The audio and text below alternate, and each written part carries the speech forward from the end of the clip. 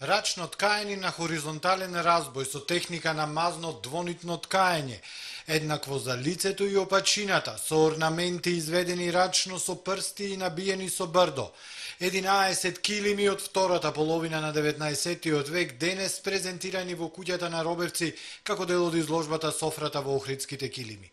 Килимите презентирани на оваа изложба потекнуваат од Охрид и се сведоци за постоењето на една традиција присутна во Охридската куќа, како на подовите, така и на зидовите.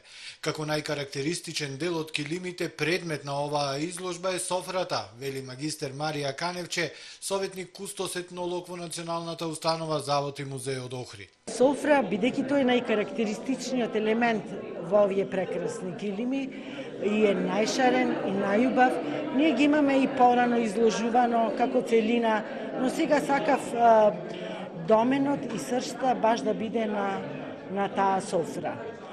Се предпоставува дека порано фамилијата се собирала баш во тој централен дел, во софрата, околу софрата, баш на софра, порано, а денеска на маса, подоцна, и затоа и доаѓа името софра или ниша, како што се уште се нарекува. Каневче објаснува дека се користени природни материјали. Во основата е памукот или конопот, а јатокот е волнен. Килимите се под големо влијание на ориенталните и пиротските килими, што најмногу може да се види во шарите.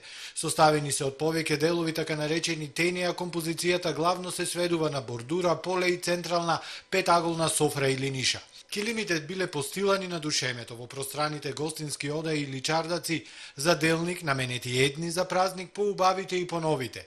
Килимите биле собственост на побогатите слоеви на христијанското охридско население, зашто сведочат надписите со имињата на собствениците, а исто така го прикажувале и статусниот символ на собственикот во општеството.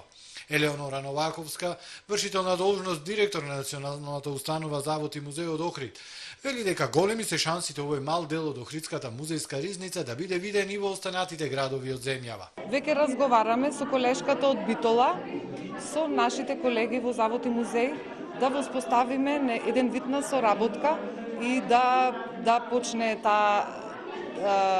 представувањето на културното наследство од ваков вид. Ова е малце полесно за пренесување, да го пренесуваме од град до град, да земаме ние нивни изложби, тие наши.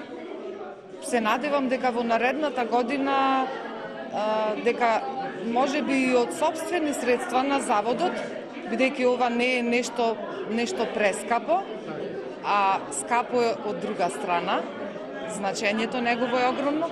Инаку орнаментиката во Охрид јасно го одделува од другите балкански и македонски килимарски центри, со што го прави најзначаен и најоригинален центар во овој регион.